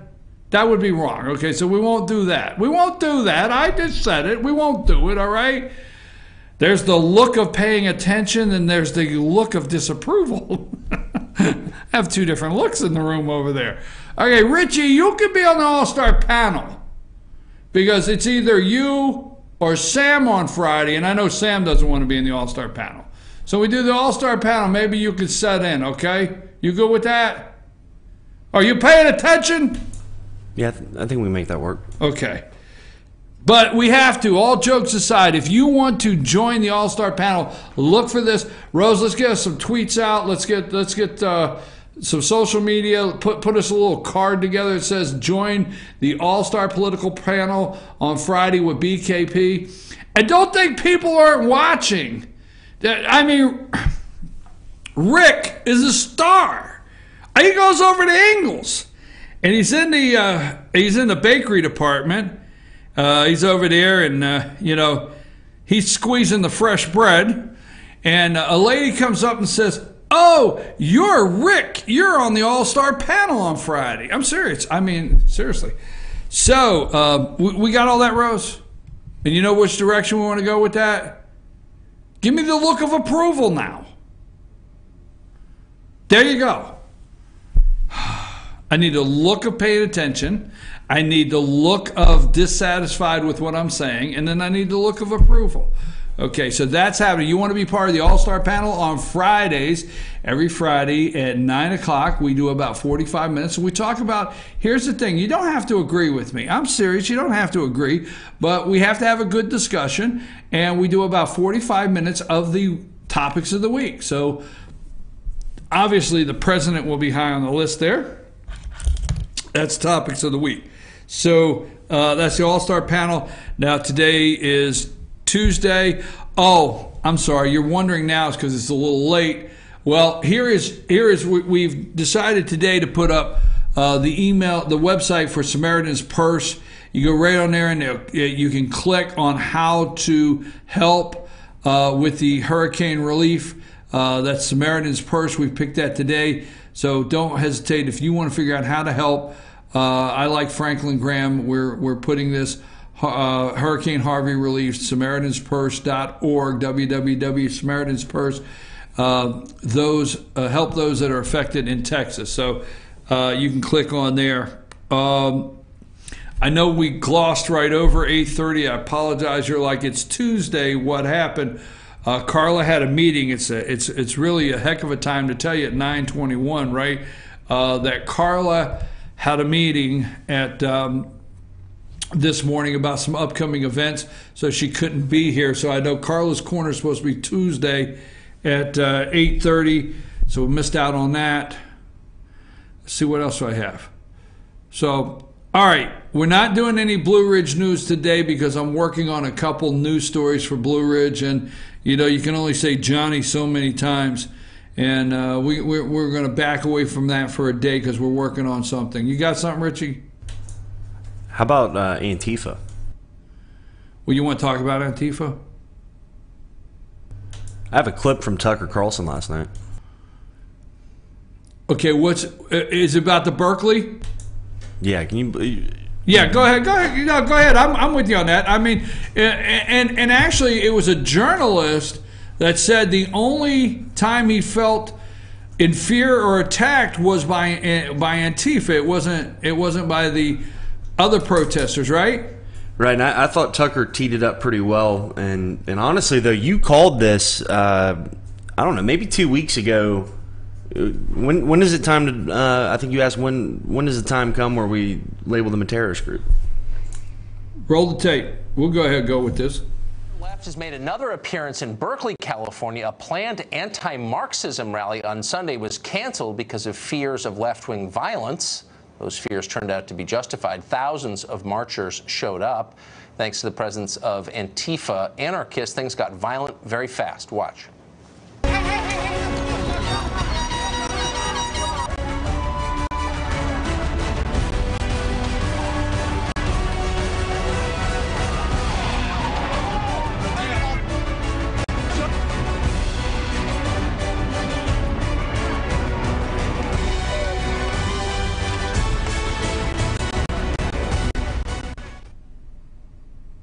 Now, you remember, folks, and Richie, I'm glad you brought that up because I was reading the article. Did you read the article about the journalist, and Tucker may have gone on to talk about that, the actual journalist that had the nerve to say he was actually attacked by Antifa, okay? And he said that is the only fear he had. And the people that were out of control was Antifa. But so let's go back. As Richie said, you know, we've been talking for a long time about this is actually a terrorist group. Why will the left not denounce them? Why will Chuck Schumer and Nancy Pelosi, and why will they not come out with a firm denouncing? Because, you get some out there get upset with the president calling out fake news. And let's just go with that one just for a second. Wasn't the direction I was going to go in yet, but I'm good with that. So many get upset. Okay, I have heard that if CNN cries, they got the biggest crybabies over there. They cry if anything happens to one of their people. Donald Trump will have blood on his hands. Donald Trump's encouraging attacking journalists by his fake news. And they're so upset that they've been labeled this way. But before the fax was in the old days, meaning just yesterday when it was Barack Obama, he would love to come to the podium and he would love to identify what his version of things. And I would always say, personally myself, I would look and I'd say, you're the president of the United States. Wait just a minute. Reel that in just a minute and see what really happened at Ferguson, okay? See what really happened with Trayvon, okay? Don't be out there telling everybody if I had a son, it'd be Trayvon. He's easy, brother. He's my brother. Reel that in, okay? So Trump goes and he actually does what I've been requesting for the longest time is just to wait a minute, condemn things, say, hey, let's chill out, let's find out what happened. That's what I wanted. The president did it. Remember, he had condemned all sides, and he said there was a lot of violence on all sides, and the media, their heads spun off. He did not denounce KKK fast enough. He did not denounce white supremacists fast enough. He did not denounce all 63 million of his voters, 64 million, whatever they were, because everyone, if you voted for Donald Trump, you're a racist. He did not denounce you fast enough. Okay? He came out and said all sides were guilty of hate and violence. Overwhelmingly, it's proven. Now, why will the media not come out and take the same approach and attack Nancy Pelosi, attack Chuck Schumer, and the Democrat leadership for not denouncing Antifa, not labeling them as a terrorist group, when, as we both and all of us saw the day we did that segment, Antifa Boston thanked the Hillary supporters for showing up. Thanked the Democrats for being there. Just saying. I'm putting up right here. Can you see that? That's this guy by the name of Joey Gibson. He's the Patriot Prayer leader. He kind of organized the event, and Tucker asked him about, did you say anything to set him off? Are you a racist? And it was kind of a rhetorical thing. And of course, he said, "Well, no, we're not. We were there with peace signs. We're not violent." And Mr. Gibson said that the police officers, and it's on video, just stood there and watched. And I think that was the saddest part of all this, is this man got pepper sprayed like 6 or 7 times, had bottles of urine thrown at him, and was getting hit with a pole. I mean, it was just awful. And then he ended up being the one in cuffs. Unbelievable. Well, another day of wondering where we are at.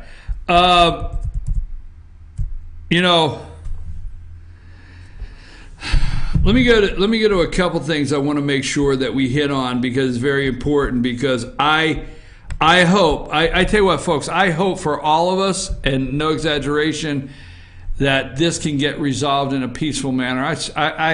There is nobody wins really a conventional war on the Korean border there, the demilitarized zone. We don't have time to go into that. But the North Koreans never ended the war. The South Koreans did. Now, they did have a signing. There's a demilitarized zone. But 33 miles away are millions of people that the North Koreans could kill with conventional weaponry that they've got right across the border aimed at them. So any kind of attack, the North Koreans will have enough time to launch conventional weapons against the South, and we're talking about major devastation. No matter what, if we dropped, and I don't want to say got excited, I personally, but I got excited over the mother of all bombs, right? We like that the next day. The big picture of mother of all bombs, and Trump had the nerve to drop that and kill the tunnels. Anything that was in those tunnels evaporated their lungs immediately, and they were dead within seconds. Okay, we looked at the mother of all bombs. reality is if we drop the mother of all bombs on, the whack job, his wife, and his 3 kids, they just had a new baby. And come on already, all right? He's still eating baby food. I'm serious. They had a new baby here a couple months ago, the little whack job did. He's got 3 kids. He's got a family. Why does he want to kill the whole damn family? I mean, I'm thinking to myself, what the hell's wrong? You people are really off your rocker. You want to kill the whole damn family, all right? So, anyhow, so we dropped the mother of all bombs, right? I'm just telling you. I mean, they can hit enough conventional weaponry just like that. That devastation is just a foregone conclusion. Okay, what do you got up there? What do you got there, Richie? I can't see it across the room. What do you look? That's the Moab. Yeah, that's it. All right. Yeah, there's the mother of all bombs. All right. So, anyhow, North Korea. They shot an ICBM, an intercontinental ballistic missile, across Japan, the island of Japan. And you need to pay attention to that. I mean, across the island of Japan. Now, the President of the United States, now, Joe Scarborough, this is for you, damn it, okay? Shut the hell up, just for a minute. Please, you and Barnacle and David Ignatius and all you little whack jobs get on there, shut the hell up for a minute. The President of the United States needs to go to Texas and confirm with the American people that we're going to do everything to help our fellow Americans. That's what he needs to do. And then he needs to stay on the phone all day long between Mattis, Tillerson, John Kelly, and the President of Japan, South Korea, all of our allies in the Asian Peninsula, because we have a crisis. And building a Trump Tower because somebody found an email that said, and it's deeper than that, but said, hey, that the president was looking into direct communications with Moscow to build a Trump Tower, the Kremlin to build a Trump Tower. Shut the hell up for just a minute. Shut up. Okay? Because our ally in Japan, all right, is it Okinawa? Richie, Google how many troops we got in Okinawa. Just Google number of U.S. military in Okinawa, Japan. All right? So while he's doing that, this is from the Independent, all right?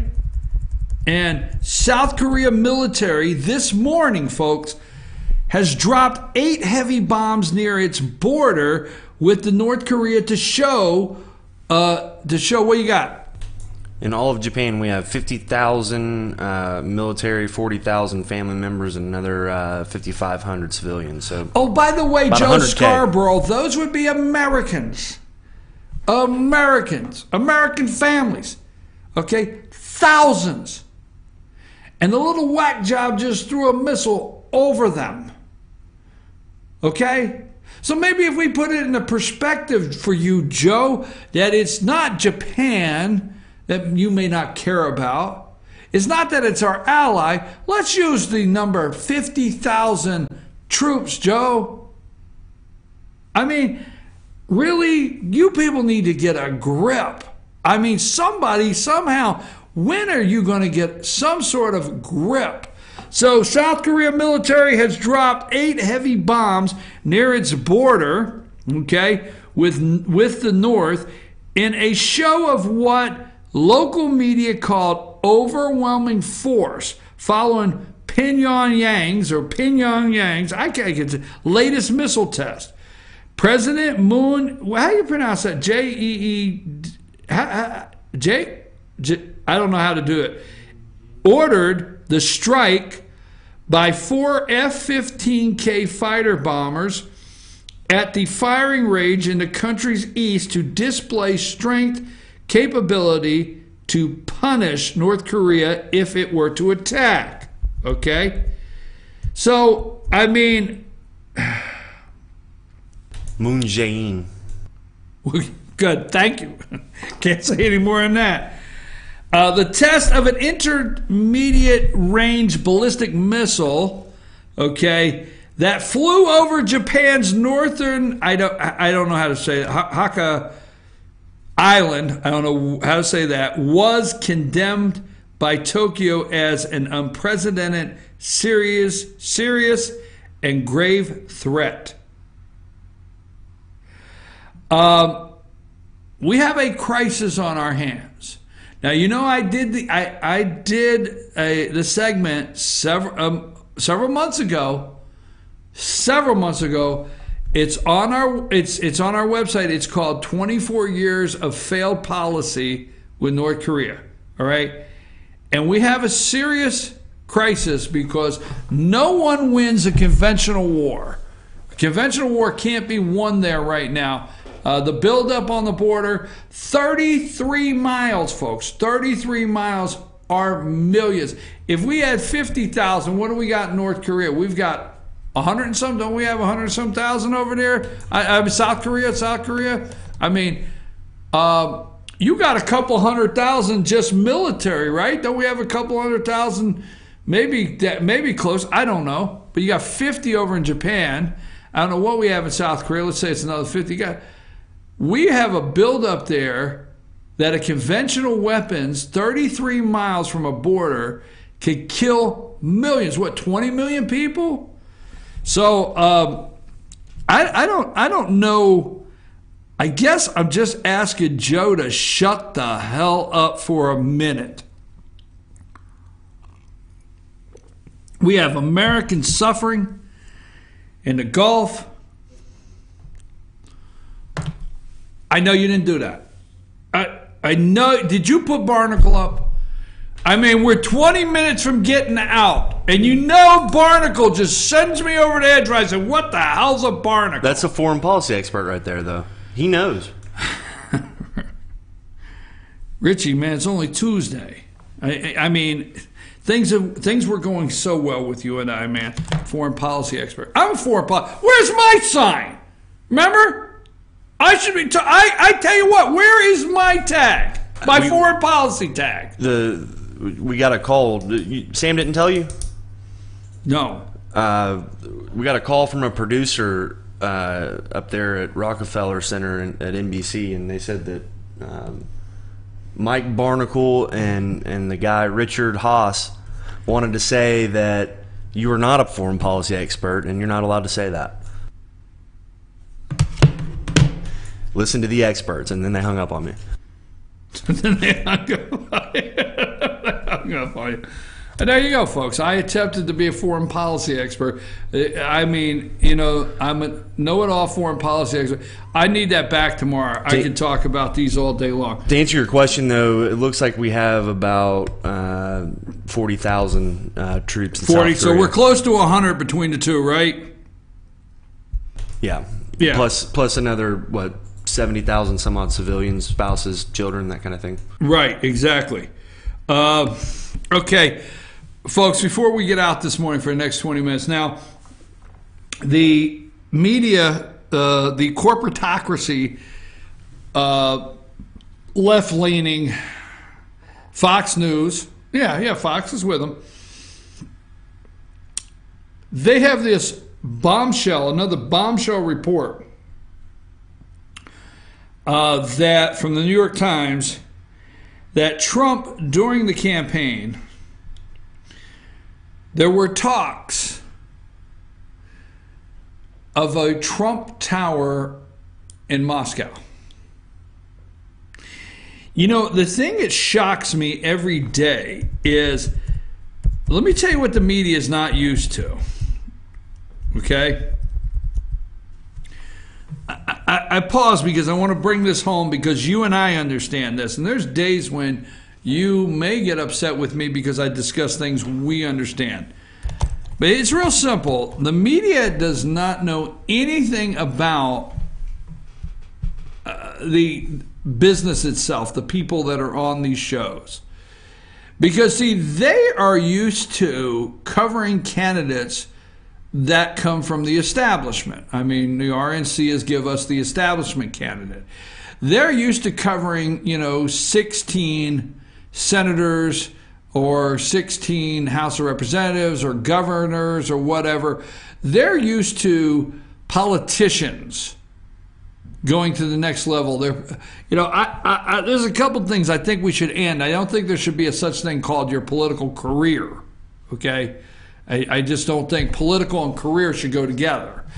I don't think we should go into this does not enhance your political career. Okay, so they don't understand. They have never covered a presidential candidate or a president that actually runs a business. The transition they're used to is a senator moving to the Oval Office, somebody in the House of Representatives moving to the Oval Office, somebody from a governor's mansion that was in the House of Representatives, got tired of being in there, went home, became governor, moving them to the Oval Office.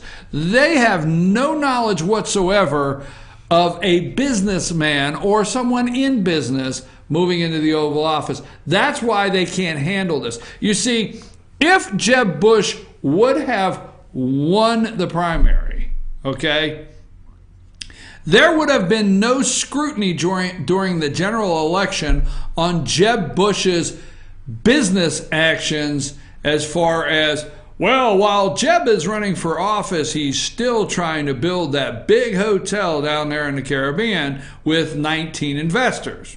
That wouldn't happen. Okay? I mean, Marco Rubio, they highlighted he had parking tickets. Remember, he's a bad driver, okay? He had some parking tickets 20 years ago. They would not have been scrutinizing Marco Rubio. They would have scrutinized his American Express card, saying he used it inappropriately while being the leader of the legislative body in Florida. But they would not have been talking about Marco Rubio meeting with foreign investors, to build condos out in Arizona. These are conversations that would have never taken place, only with Donald Trump. So they're shocked that Donald Trump didn't close the business. Okay, they're shocked that years of planning on where the next Trump Tower would be continued while he was campaigning. They're shocked that the staff continued to negotiate, look at properties maybe, look at plans to build something somewhere. They're shocked by that. And to me, that's all it boils down to, okay?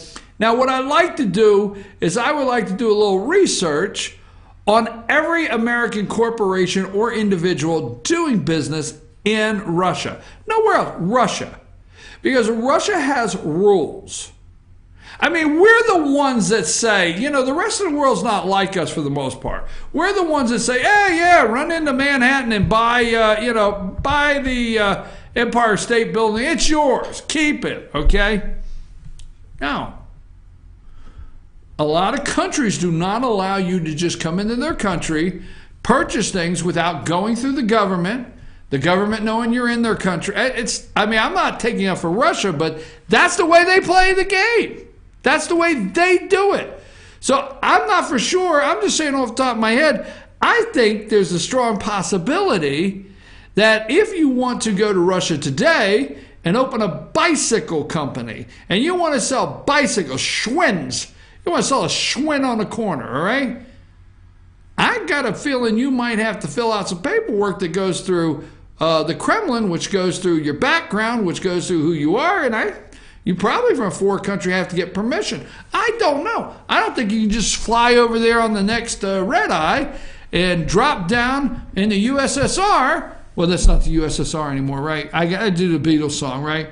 Back in the USSR. So you don't just drop in there and say, hey, can I get a realtor? I want to ride around the countryside. I'm thinking of building 300 condos. I don't think it happens, folks. Just don't think it happens. So, God forbid Trump has ambition. God forbid that he's a capitalist. I mean, I see all the problems with him. I really see that. God forbid that he had plans to build a Trump Tower in Moscow. What some were calling the world's largest building. God forbid an American. Why, how dare an American feel they could do that or have those goals? God forbid, right?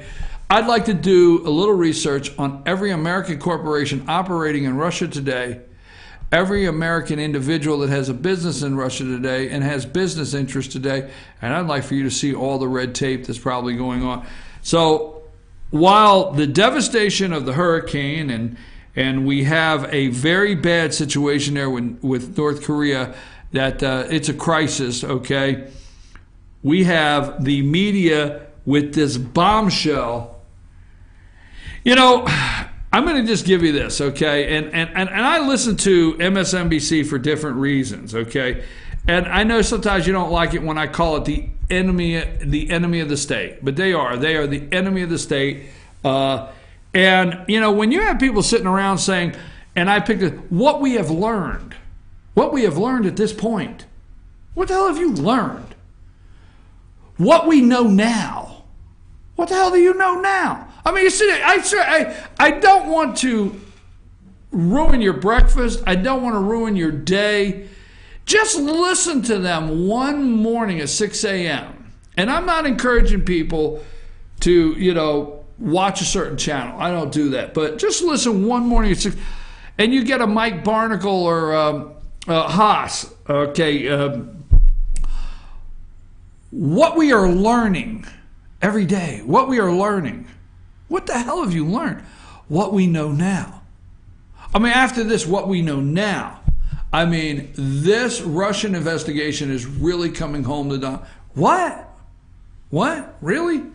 So, watch for more fake news for this to come.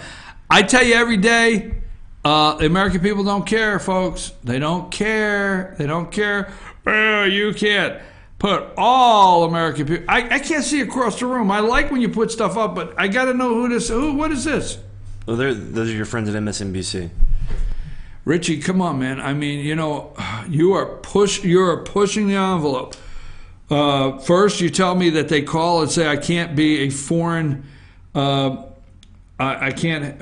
policy expert. Then you put Joe up there all the time with his guitar, and then you got the whole staff. Anyhow, There he is.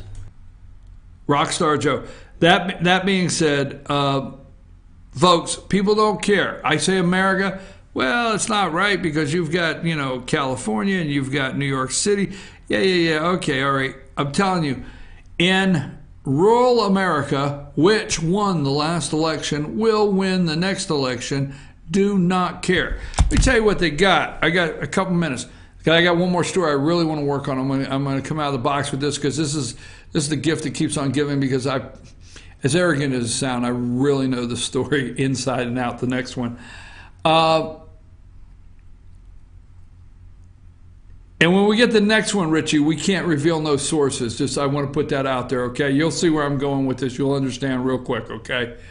But the thing is, the American people are okay with pardoning Sheriff Joe. They're okay with it. They're okay that Donald Trump has a business, and they're not paying attention to the nonsense. So that's it, folks. Bottom line. I called it January 20th, 21st, whatever you want to say. I call it a technological civil war. I have the videotape going back. I have to say, you know, as much respect as I have for some of the great ones that I listen to, okay, I may have been the first to call it that. I've called it a technological civil war because it broke out. Civil war broke out the day after, actually the election, okay? And if you don't think it did, I had people, I had friends, I thought. And you would say, oh, now how can you go? I have friends, buddy, they just went into attack mode on me when Hillary lost. I mean, I thought, how bad will this get? No, nasty. Wow. And it was like, right before the election, well, you know, if you take the Russian bots out, remember the Russian bots that manipulate the election on the internet. So you push over the Russian bots, and you take the conservatives and the liberals. And the liberals, whatever you want to call them, all right? I got a lot of names for them. So anyhow, you take the liberals, and you got the liberals over here, and it's 3 weeks before the election, and the conservatives throw their fire bombs out, all right? And, Hillary did this, Hillary did that, and look at this for Trump, and Trump this, and Trump that, and Trump promises this and that. Okay, he's over here. Then you got Hillary's people throwing their bombs out, boom, boom, boom. Donald looked at a woman funny, and Donald didn't talk to a kid in a wheelchair. I swear to God. I'm sorry. So we had all these bombs lobbing, okay? Then it's election night. Pennsylvania comes in. I always love knowing that I knew Pennsylvania went for Trump 3 hours before the nation. I love knowing that because I had insider information right at the state capitol, okay? But anyhow, and I know why they wouldn't call it that night because of the Democrat governor and the Democrat secretary of state, but I knew that. Anyhow, so the next day we had all the tears and Hillary had cussed out John Podesta and she wouldn't come to the podium because she was drunk. She was in a drunken state and she would have come and cussed everybody out. So Podesta had to come out and say, we're going to wait for every vote to get counted. And the people were crying, and then she came out in purple, which we all know the signification of purple. Hillary had a purple on. Tim Kaine. I don't want to say what I want to say about Tim Kaine. Not right now. Can't cut my flow. So the purple, just pull up that day. He has a purple tie. Kaine has a purple tie. So anyhow, then the war broke out. Okay, I mean, when you're having an engagement, shots are fired, or you have shots fired. You got your Hatfields and McCoys are firing shots. Okay, war broke out. A technological civil war broke out. The firestorm back and forth went into boom. So I don't have time. What I'm saying is, folks, the American people that voted for Donald Trump, they see President Trump keeping his campaign promises, doing what he said he would do, working hard every day, showing up for work, not afraid to come out and call it like it is, gave them a Supreme Court nominee or Supreme Court justice, not just a nominee that he promised. And they don't give a rat's about Joe and Minka and Lemon and Kathy Griffin. You know what? Kathy Griffin's got 4 college kids drinking a pitcher of beer that's listening to her next show. Okay? That's what she's got. And they can't even play beer pong that well. So, all right, here's one I don't want to leave without this one because I really want to. This is one we're going to keep up with. And this is one of my favorite guys, and I say that tongue-in-cheek and rhetorically. This is one of my favorite guys, okay? Manchin pressed from both sides in re-election fight. Joe Manchin is sitting, and he is stressed out. I know for a fact, and that's what I told Richie and I both know this, we know for a fact that Republicans have gone to his office and sit down and said, basically, Joe, come on, man. Come on over. The water's warm, right? Dive in, Joe. Quit walking around the pool. Manchin is the only Democrat left in West Virginia. Only one. Let me give the real quick, just for you. This is an entire state. This is a state. Let's stay with me. That in Robert Byrd's day, you remember Grand Wizard, KKK, one of Hillary's heroes, somebody that Hillary looked up to, that they're not in West Virginia territory, there's Robert Byrd, libraries, highways, you name it, toll booths, you name it, it's Robert Byrd. The Robert Byrd FBI Center in Fairmount, West Virginia, the list goes on, okay? So let's go back to Robert Byrd. In Robert Byrd's day, the Byrd, West Virginia state, let's go on the state level, legislature, Democrat, majority. West Virginia State Senate, Democrat, majority. West Virginia Governor's Mansion, Democrat, Democrat, okay? Jay Rockefeller, Senator Jay Rockefeller, Democrat, okay? Senator at that time, Senator Robert Byrd, Democrat, right? Now, every district for the House of Representatives, blue, Democrat. You're looking at the only Democrat left. The West Virginia state legislature is Republican majority. The West Virginia state Senate is Republican majority. The West Virginia governor's mansion, as of 2 weeks ago, is a Republican. The West Virginia, every single district for the House of Representatives is Republican. And Mary Capito, Senator Capito, ran as a Republican, and she's in deep, we'll call it doo-doo. Because if she was up for election, she'd be in big trouble right now. You got something? I see you going. Go for it. It's almost as if the shift that we saw in the South in the early 2000s, that really kind of where the Republicans took over all the state offices and the congressional delegations, is now creeping northward up to the Rust Belt. All right, you know what? You say this. Look this up tomorrow. Now I don't have time. I got 5 minutes. I want to finish this. But you say that. You look at Pennsylvania. The bluest, the House of Representatives, they talk about the House of Representatives. The bluest areas is around north of Philadelphia and Pittsburgh, Allegheny County and out there. But you go look at that blueprint and you lay over 15 years ago and just recently the House of Representatives, it's a massive change. And turnout's up too. As West Virginia Senator Joe Manchin runs for re-election for his second full term, remember he only had half a term the first time, he's facing a growing liability, the D next to his name. A well-known Democrat in the state that shifted to the right, Manchin is in a fight for his political life as he tries to survive in a Trump era. Republicans view his seat as a prime pickup opportunity as they try to engage with fragile Senate majority. Meanwhile, Manchin has drawn both progressive ire and a long shot primary challenger. Okay, I really think that West Virginia I really think that West Virginia is really the last southern state to turn red, said Patrick Hickey, a political science professor at West Virginia University. Well, I'm interested that it's considered a southern state, and I'm not a policy expert. You know that you've already got the calls letting you know, right, Richie?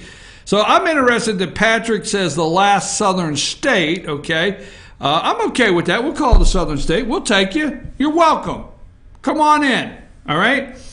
I think that Manchin is really good at retail politics. He tried really hard to establish himself as someone who's an independent.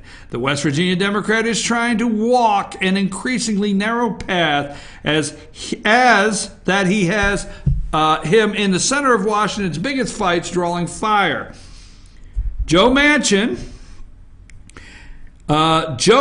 has been around for a long time, and he's been successful for a long time, and he's been willing to spend capital on things he believes in, said Mike Planty, a longtime Democrat strategist based in West Virginia. Obviously, the strategist based in West Virginia, I don't think I would listen to him because it's not working out. Yes, Richie? Two things. First of all, the guy who roped West Virginia in with the South seems to neglect the entire reason West Virginia exists in the first place is because they didn't want to be in the South and seceded from the state of Virginia. Civil War. And then I don't think you're qualified to make that statement. This is who Manchin reminds me of. Remember this? From up here in FYN TV country, the great Zell Miller. Yeah, all right. Richie, you can't go that direction with 2 minutes left. I love everything about it, but I got a minute. Yes, Richie, you're 100% right. Zell Miller is, but it's not, he can't play that tightrope anymore. Manchin's in trouble. I love it, and I have sources that tell me Republicans have been in his office and said, come on, Joe, You know it's better over here. Wait a minute. Is it better over here? We probably should look at that tomorrow. Maybe Joe's right where he needs to be. We want to thank Jordan Carney from The Hill for that article that was posted this morning. Richie, easy. You know, there's two terms of endearment I have here. And it really is. I tell everybody, if you've not seen the movie, okay, Sandlot, all right? So if you're around our organization, you'll hear me say, you're killing me, Smalls, okay? And then the second one, I love my Back to the Future, you know, McFly. So if I tell you to pay attention, I'll basically call you McFly. It's a term of endearment. And I'll say, you're killing me, Smalls. Richie, you're killing me, Smalls. There's our relief number, www, okay, and that is for SamaritansPurseToday.org. Help those affected in Texas. We're asking you to do that. We're closing up. Tomorrow's Wednesday. Next day's Thursday. Rose, before we go, let's get the word out about the political all-star panel for Friday. We need your help. We need to build a list of people that want to show up and talk politics. I'm your host, BKP. Take us out here, Richie.